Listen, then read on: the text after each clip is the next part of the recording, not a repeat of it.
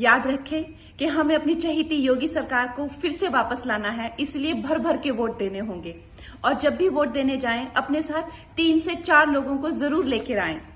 याद रखिए, विजय का ये कीर्तिमान टूटे ना, एक भी वोट छूटे ना। जय श्री राम। जब उत्तर प्रदेश में हारने लगी भाजपा तो फर्जी झांसी की रानी को उतार दिया मैदान में।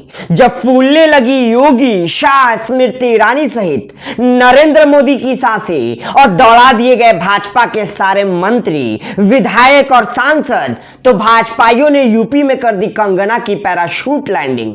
नमस्कार, मैं मोहम्मद जराफत और आप देख रहे हैं सदा हिंद। वैसे कंगना के झांसी की रानी से लेकर छतरानी बनने तक के पीछे की छिपी हुई हर बहुरूपिया चाल को तो लोग समझ रहे थे, लेकिन ये बढ़िया किया कि आज खुद ही कबूल कर लिया कि भेष बदल बदल कर राष्ट्रवाद के नाम पर तुम भोज उड़ाने की किस कोशिश में लगी हुई थी। लेकिन हिमाचल की कंगना, तुम्हें हम बता दें कि यूपी की जनता इस बार यूपी में रहने वाले भाजपाइयों तक की नहीं सुन रही है। तुम्हारे फेवरेट पीएम तक को भी रैली करने के लिए भीड़ हरियाणा से बुलानी पड़ रही है। और जिन बसों में भीड़ को भरकर बुलाया गया था, अभी तक उन बेचारों की पेमेंट भी मोदी जी ने नहीं की है। वैसे बसों से याद आया बुलडोजर, और बुलडोजर से याद आया तुम्हारे फेवरेट योगी जी।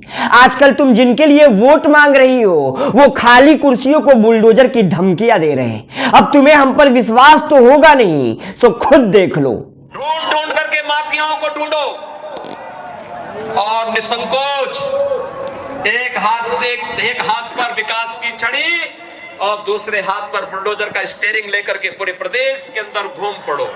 शायद अब आ गया होगा यकीन, या ये भी तुम्हें पीओके वाले उद्धव ठाकरे की कोई साजिश लग रही है। लेकिन कंगना के लिए वैसे आप कुछ भी बोलिए, कंगना के अंदर जो कॉन्फिडेंस है वो केवल 3 तरह के लोगों में पाई जाती है। बारात से आए हुए नशेड़ियों में, दूसरा बचपन में नदियों में मगरमच्छ पकड़ने वाले एक नरेंद्र नाम के बच्चे में, और तीसरा साक्षात कंगना रनावत में। मतलब जिस प्रदेश में बीजेपी को जनता मुंह नहीं लगा रही है, पहले और दूसरे चरण के चुनाव तक जिस भाजपा के लोगों को जनता मारने के लिए दौड़ा रही है, जिस जनता के ना आने से स्मृति ईरानी रूठ गई और अमित शाह भी अपना रोड शो बीच में छोड़कर रफू चक्कर हो जा रहे हैं, वहां हिमाचल के मंडी में बैठी हुई कंगना के मन अचानक एक खुराफात जागी। उसे लगा कि यूपी की जनता जब बीजेपी से किसी की नहीं सुन रही तो क्या हुआ, मेरी तो सुन ही लेगी। मतलब ये कि वही कहावत हो गई कि बड़े बड़े सब डूब गए तो नदी की धार देखकर गधा कहे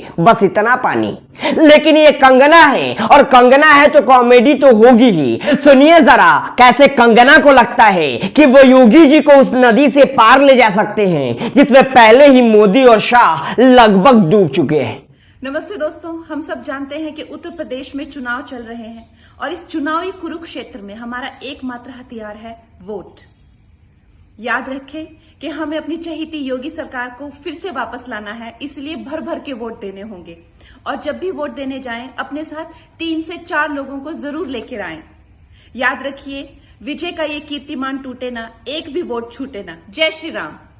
लेकिन इस वीडियो को देखकर बस एक बात नहीं समझ आ रही कि ये कंगना भाजपा के लिए लोगों को 4-4 की झुंड में आखिर क्यों बुला रही है। बीजेपी को वोट देना है या कांधा? नहीं सोचा, बस पूछ लेते हैं। माना कि हम मोदी जी नहीं, लेकिन मन में बात तो हमारे भी होती है। तो उत्तर प्रदेश की सियासत में बीजेपी के लिए कंगना कितनी बड़ी संजीवनी साबित होंगी, ये तो खैर सबको पहले से ही पता है। लेकिन कंगना ने वोटों में दबा रखी थी जो बात अब सबके सामने है। राजनीति से तौबा करने का ढोंग और हर सियासी बारूद में माचिस लगाने की जो आदत मैडम फर्जी झांसी की रानी की थी, वो इस वीडियो के डालने के बाद भाजपा का आधिकारिक पट्टा डालकर अब मोदी जी के बचे हुए 2 साल के कार्यकाल में राज्यसभा की सीट की उम्मीद भी कर सकती है। या यह भी हो सकता है कि बात पक्की हो गई हो कि उसके बाद ही कंगना ने इस वीडियो को शूट किया हो।